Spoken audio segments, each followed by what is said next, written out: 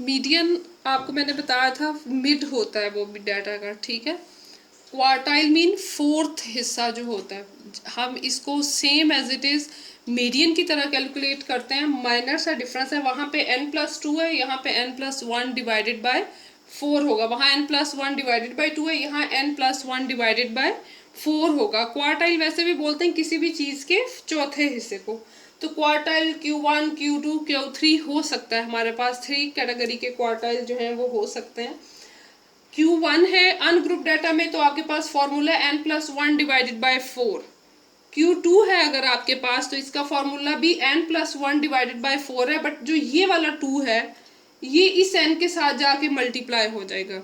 अगर आपके पास Q3 है, फॉर्मूला n+1 डिवाइडेड बाय 4 ही है, बट ये वाला 3n के साथ जाके मल्टीप्लाई हो जाएगा। ये माइनर सा चेंज है क्वार्टाइल में। ग्रुप डाटा के अंदर same as it is median वाला फॉर्मूला है, जस्ट ये डिफरेंस है, वहां पे n/2 आता था, यहाँ n डिवाइडेड बाय 4 आएगा। L+H/F NO4 minus C।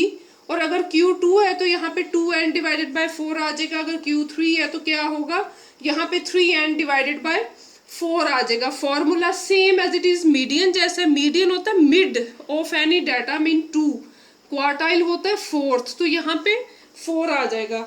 अगर इसी डाटा को मैं अरेंज करती हूँ डिसाइल के लिए, क्वार्टाइल कहते हैं किसी भी डाटा के चौथे हिस्से को। अगर मैं इसको डिसाइल के लिए करती हूँ, डिसाइल कहते हैं किसी भी चीज के 10वें हिस्से को, ठीक है।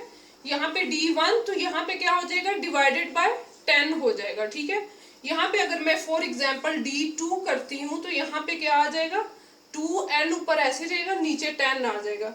फॉर इंस्टेंस यहाँ पर मैं D7 करती हूँ तो क्या होगा, ये 7n के साथ मल्टीप्लाई हो जाएगा, नीचे आपके क्या आ जाएगा 10, ठीक है। डिसाइल बोलते हैं किसी भी चीज के 10वें हिस्से को, तो वो 10 पे डिवाइड होता जाएगा। D3 D2 D1 D65 D30 जो भी साथ इसके वैल्यू होगी वो n के साथ क्या होती जाएगी, मल्टीप्लाई। इसी तरीके से ग्रुप डाटा में है, अगर हम D1 कैलकुलेट कर रहे हैं तो यहाँ पे जस्ट 10 आ जाएगा। फॉर्मूला सेम टू सेम, वही कैलकुलेशन उसी तरीके से। अगर Q2 है तो यहाँ पे नीचे 10 आ जाएगा, अगर Q3 है तो फिर नीचे 10 आ जाएगा। ये 3 तो मल्टीप्लाई होना ही होना है, ये जो 2 3 साथ 65 10 15 कोई भी डिजिट आ सकता है डिसाइल में। डिसाइल में जब कोई भी डिजिट आएगा वो आप क्या करेंगे कि इस n के साथ मल्टीप्लाई करते जाएंगे। डिसाइल हो गया क्लियर। अब हम बात करते हैं परसेंटाइल की। परसेंटेज से ही परसेंटाइल बने। आपको पता है परसेंटाइल का मतलब क्या है, 100वां हिस्सा। तो अगर आप P1 कैलकुलेट कर रहे हैं तो आप क्या करेंगे, n+1 डिवाइडेड बाय 100। अगर आप P2 कैलकुलेट कर रहे हैं तो आप क्या करेंगे, 2n+1 डिवाइडेड बाय 100। अगर आप P7 कैलकुलेट कर रहे हैं तो आप क्या करेंगे, n+1 डिवाइडेड बाय 100 तो आना ही है, ये 7n के साथ मल्टीप्लाई। और ग्रुप डाटा के लिए आप क्या करेंगे, अगर फॉर इंस्टेंस ये P1 है तो यहाँ पर 100 आ जाएगा, इतना सा चेंज, फॉर्मूला वही। अगर आपके पास P2 है तो 2n डिवाइडेड बाय 100। अगर आपके पास फॉर इंस्टेंस P35 है तो आप क्या करेंगे, आप करेंगे 35n डिवाइडेड बाय 100। डिफरेंस क्या है, मीडियन में यहाँ 2 आता है, क्वार्टाइल में यहाँ 4 आता है, डिसाइल में यहाँ 10 आता है, और परसेंटाइल में यहाँ पे क्या आता है, 100 आता है। कैलकुलेट आपने उसी तरीके से करना है, ग्रुप डाटा में क्लास बाउंड्रीज बना के कम्युलेटिव फ्रीक्वेंसी से, और इसको आपने जैसे मैंने मीडियन को कैलकुलेट करना सिखाया उसी तरीके से आप इसको कैलकुलेट करेंगे। अब हम एक क्वेश्चन लेते हैं, इसको हम सॉल्व करते हैं डिफरेंट फार्मूला से, जो भी मैंने आपको समझाया। कह रहा है calculate Q1 Q2 Q3 D7 P64 from the following data. ये डाटा हमारे पास अवेलेबल है, नंबर ऑफ पर्सन्स और नंबर ऑफ हाउसेज। मीन एक पर्सन है उसके पास 2 घर हैं, 2 पर्सन है उनके पास 5 घर हैं। ये फ्रीक्वेंसी का कॉलम है और ये हमें डाटा गिवन है कि कितने नंबर ऑफ पर्सन है। तो हमने क्या करना है, सबसे पहले कॉमुलेटिव फ्रीक्वेंसी बना लेनी फ्रीक्वेंसी के कॉलम से। ये 2 है, 2 आ जाएगा। नेक्स्ट 2 + 5 7, 7 + 15, 7 + 15 हमारे पास 22, 22 + 30 52, 52 में जब हम 60 ऐड करेंगे 112, फिर जब इसमें 40 करेंगे 152, 175, फिर जब इसमें 11 करेंगे 186, 190, और जब इसमें ये करेंगे 198। जो इसका टोटल है लास्ट वाला, वही इसका लास्ट वैल्यू आ रही होगी। ये हमारे पास डाटा आ गया। अब हम सबसे पहले कैलकुलेट करते हैं, ये अनग्रुप डाटा है हमारे पास। अब हम सबसे पहले कैलकुलेट करते हैं इसमें Q1। Q1 is equal to n+1 divided by 4। n mean ये टोटल है, या आप फ्रीक्वेंसी का टोटल लगा लें।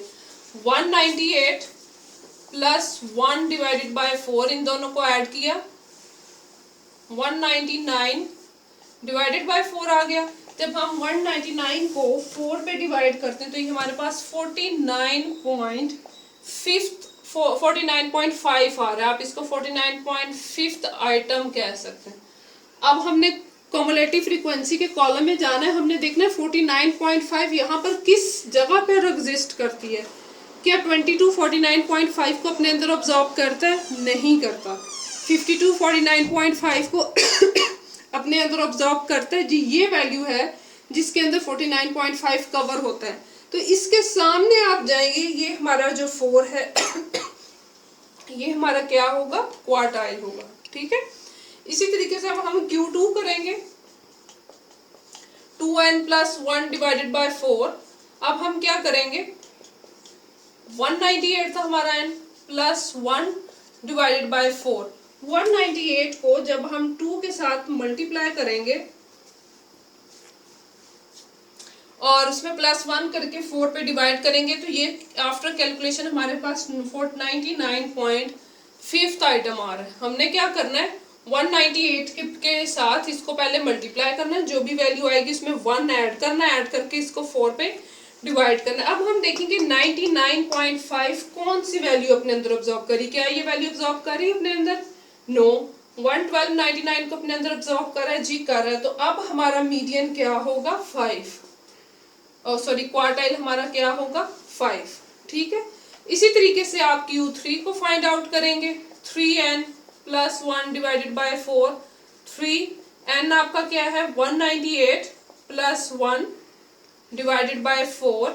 इनको पहले आप 3 को 198 के साथ मल्टीप्लाई करेंगे, उसके बाद आप 1 उसमें ऐड करेंगे। जब इसको 4 पे डिवाइड करेंगे आता है 149.25। अब हमने देखना है 149.5 कौन सी वैल्यू को ऑब्जॉर्व करी, ये वाली वैल्यू ऑब्जॉर्व करी है। इसके सामने क्या है? 6। तो अब हमारा क्वार्टाइल क्या होगा? 6 होगा। ठीक है। इसी तरीके से अब हमने फाइंड आउट करना है D7।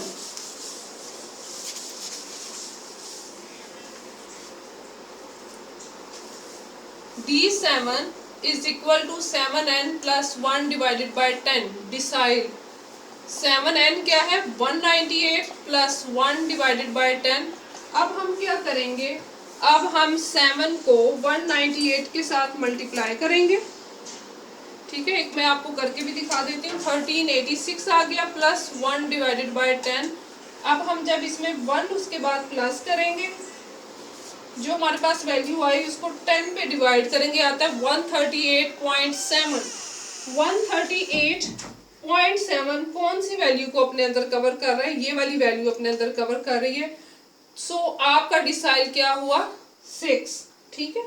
इसी तरीके से फिर P64 है, हम ये फाइंड आउट करेंगे। इसका क्या फॉर्मूला होगा? 64n+1 divided by 100। 64 198 plus 1 divided by 100। अब आप क्या करेंगे,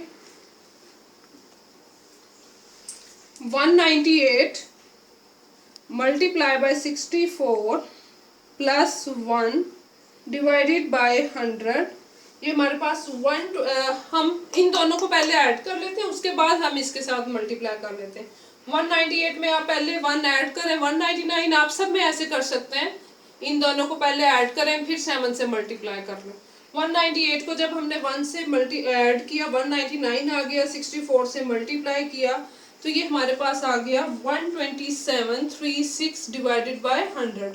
तो ये हमारे पास 127.36 आ जाएगा।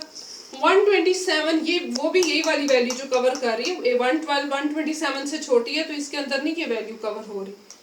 यहाँ पे कवर हो रही है, तो इसका जो मीडियन है वो भी क्या होगा, सॉरी परसेंटाइल हमारा क्या होगा P64, वो भी हमारा 6 होगा। ठीक है, ये अनग्रुप डाटा के साथ मैंने एक दफ़ा आपको जो सारे फॉर्मूला हैं कर दिए सॉल्व। इसी तरीके से आपने ग्रुप डाटा के साथ कर लेंगे। आई होप कि आप इसको ग्रुप डाटा से भी सॉल्व कर लेंगे अगर आपको मीडियन की समझ आ गई है।